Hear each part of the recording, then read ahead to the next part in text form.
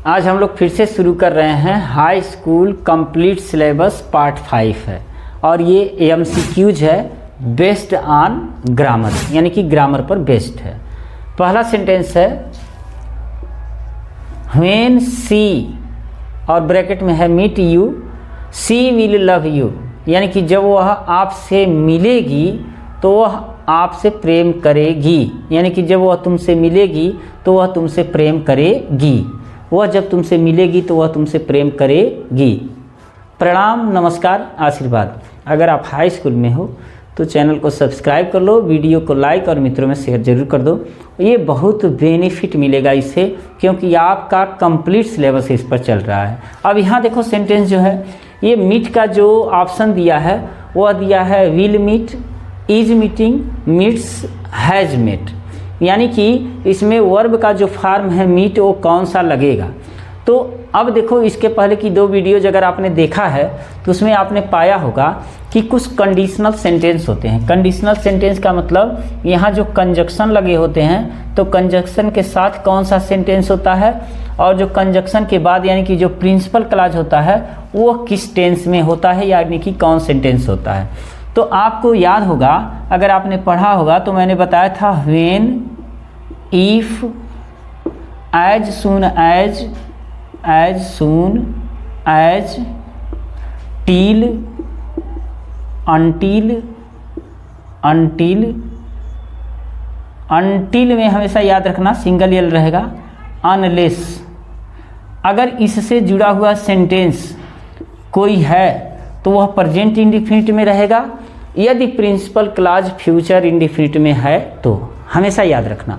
फिर से एक बार मैं दोहरा दे रहा हूँ कि यदि व्हेन से, इफ से, एज सुन एज से, टिल से, अनटिल से, अनलेस से जुड़ा हुआ सेंटेंस प्रेजेंट इंडेफिनिट में है तो जो प्रिंसिपल क्लॉज है वो फ्यूचर इंडेफिनिट में होगा। या ऐसे कहो कि यदि प्रिंसिपल क्लॉज फ्यूचर इंडेफिनिट है, प्रिंसिपल क्लॉज का मतलब क्या कि जो किसी कंजक्शन से नहीं जुड़ा है। देखो यहाँ पर कोई कंजक्शन है, आप कहोगे नहीं, यानी कि कामा है, कंजक्शन नहीं है, तो इसका मतलब ये प्रिंसिपल क्लॉज है। तो जब प्रिंसिपल क्लॉज फ्यूचर इंडेफिनिट में होगा ना, तो जो सब क्लॉज है यानी कि जो कंजक्शन से जुड़ा हुआ है और व्हेन से जुड़ा हुआ है, टिल से जुड़ा हुआ है, अनटिल से जुड़ा हुआ है, अनलेस से जुड़ा हुआ है, इफ से जुड़ा हुआ है, एज सून एज से जुड़ा हुआ है, तो यह सेंटेंस प्रेजेंट इंडेफिनिट में होगा। प्रेजेंट इंडेफिनिट में याद रखना, किस में होगा? प्रेजेंट इंडेफिनिट में। कहीं कहीं क्या होता है कि ये प्रेजेंट परफेक्ट में भी होता है, तो इसका मतलब विल मीट होगा नहीं क्योंकि फ्यूचर इंडेफिनिट में है, इज मीटिंग होगा नहीं क्योंकि यह प्रेजेंट कंटिन्यूअस में है, मीट्स होगा 100% श्योर है, और हैज मेट भी हो सकता है, ये भी 100% है। लेकिन जब 2 ऑप्शन दिए हों तो हमेशा प्रेजेंट इंडेफिनिट को प्रेफरेंस दो, और अगर ये नहीं है तो फिर हैज मेट हो सकता है। याद रखना, फिर से एक बार मैं बोल दे रहा हूँ कि अगर कोई सेंटेंस दिया गया है और वो कंजक्शन उसमें लगा है when, if, as soon as, till, until, unless लगा हुआ है, और जो प्रिंसिपल क्लॉज है वो फ्यूचर इंडेफिनिट में है, तो जो सब क्लॉज होगा वो प्रेजेंट इंडेफिनिट में होगा, प्रेजेंट इंडेफिनिट में होगा, प्रेजेंट इंडेफिनिट में होगा। क्लियर? अगर प्रेजेंट इंडेफिनिट नहीं है तो वो प्रेजेंट परफेक्ट में होगा। दूसरा सेंटेंस है दे नॉट एट गिव, यानी कि ब्रैकेट में है अप होप, यानी कि उन लोगों ने अभी तक, अभी तक, ये जो एडवर्ब है ना ये बता रहा है अभी तक। अभी तक का मतलब ये बता रहा है कि जब से शुरू किए हैं और अभी, यानी कि काम कुछ देर पहले शुरू हुआ है और अभी तक चल रहा है, इसका मतलब अभी तक चल रहा है तो प्रेजेंट है, और कुछ देर पहले से शुरू हुआ रहा है तो वो परफेक्ट है। इसका मतलब ये सेंटेंस जाएगा प्रेजेंट परफेक्ट में। तो हैव नॉट एट गिवन ये बिल्कुल सही है। डू नॉट प्रेजेंट इंडेफिनिट में है, नहीं लगेगा। डिड नॉट पास्ट इंडेफिनिट में है, नहीं लगेगा।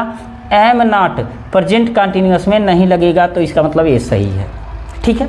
क्यों लग रहा है? एट एडवर्ब के नाते। जो एडवर्ब होता है ना वो मायने रखता है कि वो एडवर्ब किस टाइम में बता रहा है, प्रेजेंट एक्सप्रेसिंग एडवर्ब है कि पास्ट एक्सप्रेसिंग एडवर्ब है कि फ्यूचर एक्सप्रेसिंग एडवर्ब है। अगर ये चीज़ें समझ में नहीं आ रही टेंस के बारे में तो आप टेंस के प्लेलिस्ट में जाओगे और वहाँ देखोगे आओ टेंस खेलें, और जब आप उसको पढ़ोगे तो आपको लगेगा कि हाँ अब टेंस मुझे अच्छी तरह से समझ में आया है। तीसरा है the earth move around the sun. The earth यानी कि पृथ्वी, मूव यानी कि घूमती है राउंड द अर्थ। अब देखो ये यूनिवर्सल ट्रूथ है। यूनिवर्सल ट्रूथ का मतलब होता है कि जब कोई कार्य वो हमेशा होता रहे, यानी कि उसमें चेंजिंग नहीं होता है। जैसे पृथ्वी सूर्य के चारों ओर घूमती है, यानी कि बहुत पहले घूमती थी और घूमती है और घूमती रहेगी। सूरज पूरब में निकलता है, निकलता था और निकलता रहेगा। वह पढ़ता है, यानी कि पढ़ता है का मतलब क्या, कक्षा 10 में पढ़ता है, तो इसके 2 दिन पहले भी कक्षा 10 में था और इस समय भी कक्षा 10 में है और 2 दिन बाद भी कक्षा 10 में होगा। यानी कि जो हैबिचुअल एक्शन होता है वो हमेशा प्रेजेंट इंडेफिनिट में होता है। यानी कि ये प्रेजेंट इंडेफिनिट में होगा तो इज मूविंग होगा नहीं, हैज बीन मूविंग होगा नहीं, मूव्स हो जाएगा, मूविंग होगा नहीं।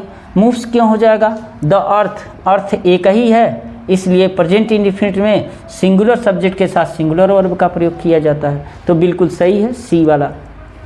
द सन राइज यहाँ पर लिखा हुआ है in the east and set in the west. सूरज पूरब में निकलता है और पश्चिम में डूबता है। इसका मतलब क्या है कि इसके पहले जो सेंटेंस आपने देखा है वो भी हैबिचुअल एक्शन में था, सॉरी यूनिवर्सल ट्रूथ में था।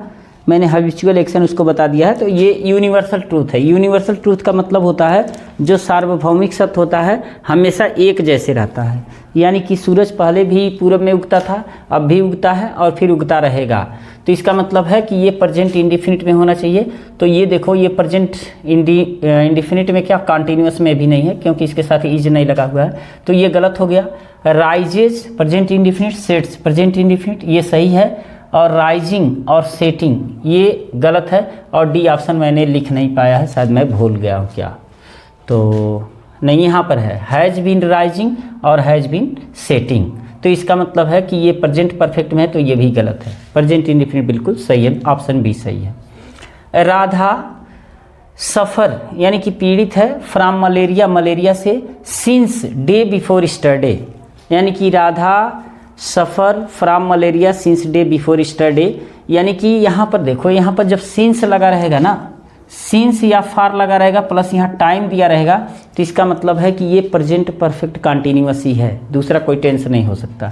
तो present perfect continuous tense has been suffering बिल्कुल सही है, क्योंकि राधा सिंगुलर है तो हैज़ लगेगा। ये भी सही हो सकता है बट हैव है और राधा सिंगुलर है तो हैव लगेगा नहीं, तो ये गलत हो गया। और सफ़र्स प्रेजेंट इंडेफिनिट है, ये होगा नहीं। और इज सफरिंग ये आपको दिख नहीं रहा होगा लेकिन प्रेजेंट कंटिन्यूअस है, तो बिल्कुल ये भी गलत है। तो इसका मतलब ऑप्शन ये सही है। दूसरा दिया है Radha write to me every month. देखो जब एवरी मंथ आ जाए, एवरी मंथ आ जाए, एवरी डे आ जाए, every evening, every morning, every year, every week, every का प्रयोग दे देता है, तो इसका मतलब वो प्रेजेंट इंडेफिनिट में या पास्ट इंडेफिनिट में, 2 टेंस में हो सकता है। बट यहाँ प्रेजेंट कंटिन्यूअस है तो ये गलत है। ये प्रेजेंट इंडेफिनिट है तो सही है। ये प्रेजेंट परफेक्ट है तो गलत है। और ये प्रेजेंट परफेक्ट है तो ये भी गलत है। इसका मतलब प्रेजेंट इंडेफिनिट सही है। क्यों प्रेजेंट इंडेफिनिट सही है, बी ऑप्शन सही है, क्योंकि यहाँ एवरी दिया है ना।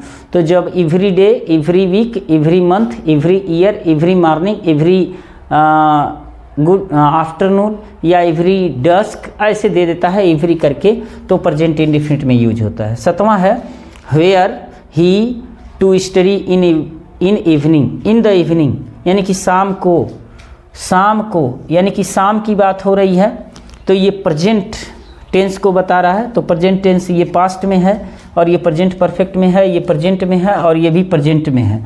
तो यहाँ डज है और यहाँ गोइंग है, तो 2 डज के साथ गोइंग लगता नहीं, तो ये गलत है। ये डज के साथ गो लगता है तो ये सही हो सकता है। यहाँ हैज के साथ गॉन है तो ये भी सही हो सकता है। यहाँ डिड के साथ गो है तो ये भी सही हो सकता है। लेकिन in the evening, in the morning, in the noon, in the dusk, अगर ये रहता है इस तरह का, यानी कि प्रेजेंट है, द बताता है प्रेजेंट, है ना, कि इस शाम को, तो इस, तो इसका मतलब ये प्रेजेंट इंडेफिनिट है, तो प्रेजेंट इंडेफिनिट में डज गो लगेगा, यानी कि सी ऑप्शन बिल्कुल सही है 7वां का। This made work with us for 5 years।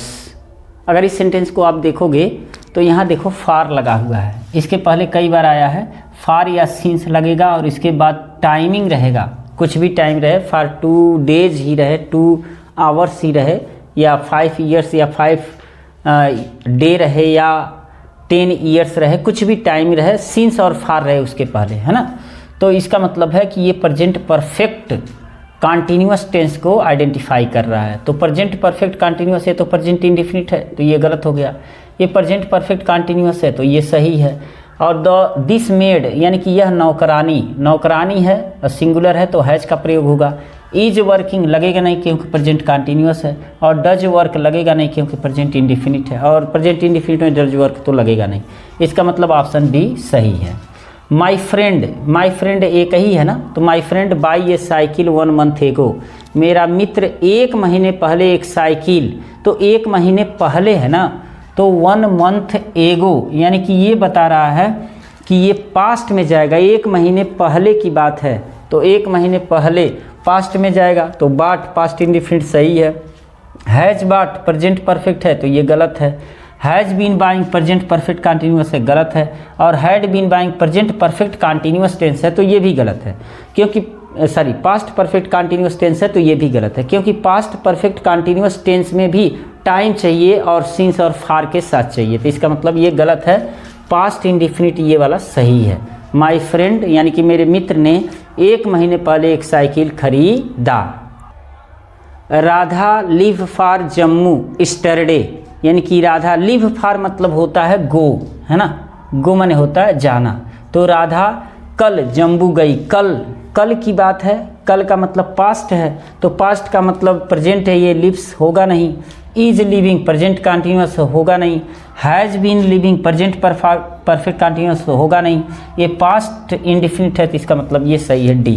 क्यों पास्ट इंडेफिनिट में जाएगा? क्योंकि स्टरडे है, तो जब स्टरडे रहे, last day, last week, last month, last year, last birthday, last marriage party या लास्ट कोई भी इंसिडेंट होता है, तो ऐसे में स्टरडे के लिए और जो लास्ट मैंने बताया उनके लिए ये पास्ट इंडेफिनिट का यूज किया जाता है। She teach in this college for 10 years, देखो फॉर आया है ना, फॉर आया है, इसका मतलब यहाँ टाइमिंग दिया है, तो सिंस और जब फॉर का प्रयोग रहेगा तो प्रेजेंट परफेक्ट कॉन्टीन्यूअस या प्रेजेंट परफेक्ट कॉन्टीन्यूअस में रहेगा, तो ये प्रेजेंट इंडेफिनिट है, ये गलत है। इज टीचिंग प्रेजेंट कॉन्टीन्यूअस, ये गलत है। हैज़ बीन टीचिंग यानी कि प्रेजेंट परफेक्ट कॉन्टीन्यूअस है, तो ये बिल्कुल सही है, यानी कि ऑप्शन सी सही होगा। Next, they write to him last week मैंने पहले भी बताया है कि जब लास्ट डे रहे, last night, last week, last month, last year, last marriage, last invention, जो भी हो लास्ट लगा हो तो इसका मतलब है कि ये पास्ट में लेके जाएगा, तो जब पास्ट में लेके जाएगा तो ये पास्ट इंडेफिनिट है, ठीक है।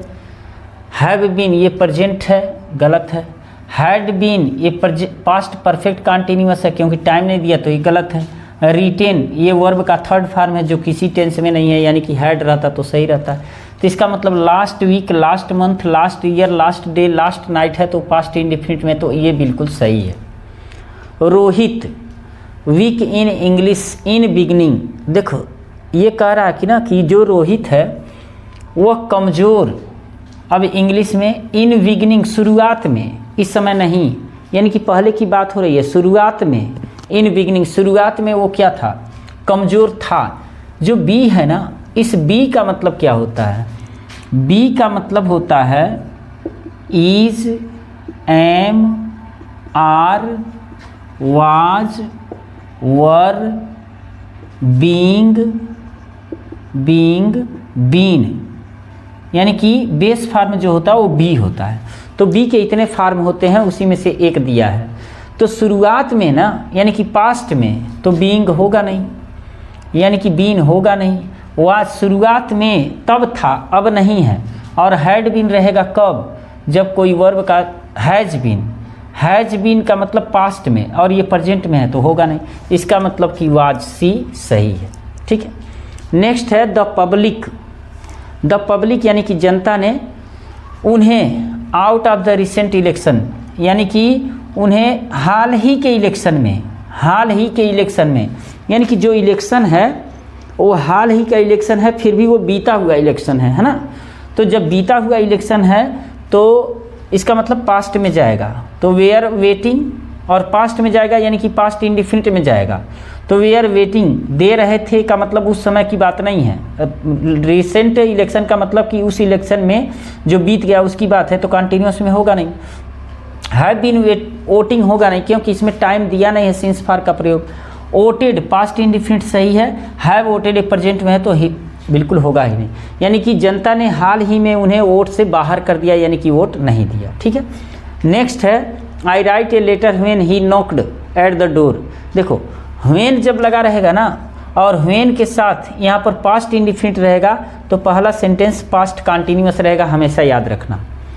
यानी कि जब उसने दरवाज़ा खटखटाया तो उस समय मैं, दोनों काम तो एक साथ होंगे नहीं, कि वह गिर गया वह मर गया, यानी कि जब वह गिरा उसके बाद मरा, यानी कि दो काम तो एक ही साथ होंगे नहीं, एक पहले होगा एक बाद में होगा, या तो ये चलता रहेगा और एक उसी में होगा।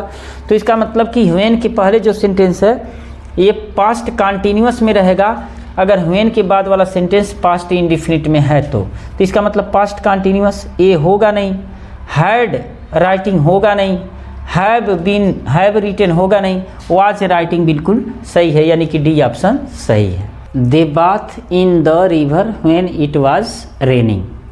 देखो यहाँ पर भी व्हेन है और व्हेन के बाद जो है पास्ट कंटिन्यूअस है, तो उसके पहले 100% पास्ट कंटिन्यूअस होगा, तो इसका मतलब वर बाथिंग ये सही है, हैव बीन बाथिंग गलत है, आर बाथिंग प्रेजेंट में है इसलिए गलत है, और डिड बाथ पास्ट इंडिफिनिट में है इसलिए गलत है, तो इसका मतलब ए सही है। She watch television when I came in, when के बाद पास्ट इंडिफिनिट है यहाँ पर, तो इसका मतलब ये पास्ट कंटिन्यूअस में रहेगा, तो इसका मतलब वॉच्ड गलत है, वाच वाचिंग बिल्कुल सही है, हैड वॉच्ड पास्ट परफेक्ट में है गलत है, has been watching present perfect में है इसलिए गलत है। हमने बताया है कि व्हेन के बाद अगर ये पास्ट इंडिफिनिट है तो इसके पहले का सेंटेंस पास्ट कंटिन्यूअस में ही होना चाहिए, और अगर पास्ट कंटिन्यूअस है तो इसका मतलब वो निश्चित रूप से उसके पहले का सेंटेंस पास्ट कंटिन्यूअस में ही होना चाहिए। ये नियम है कि प्रिंसिपल क्लॉज पास्ट में है तो सब क्लॉज पास्ट में होगा, सब क्लॉज पास्ट में है तो प्रिंसिपल क्लॉज भी पास्ट में ही होना चाहिए। राहुल अराइव बिफोर आई केम, देखो बिफोर के बाद पास्ट इंडिफिनिट होता है तो उसके पहले पास्ट परफेक्ट होता है, और आफ्टर के साथ बाद वाला सेंटेंस पास्ट परफेक्ट में होता है और पहले वाला सेंटेंस पास्ट इंडिफिनिट में होता है।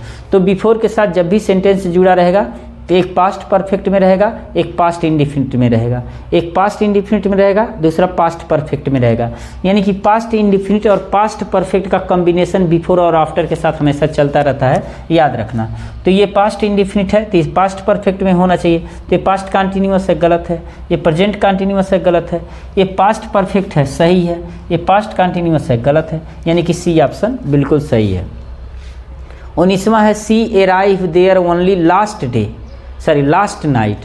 हमने बताया है कि जब भी last night, last day, last month, last week, last year, last कुछ भी हो तो इसका मतलब ये पास्ट इंडिफिनिट में जाएगा, तो ये प्रेजेंट परफेक्ट है गलत है, ये पास्ट इंडिफिनिट है सही है, ये पास्ट परफेक्ट है गलत है, ये प्रेजेंट परफेक्ट है गलत है।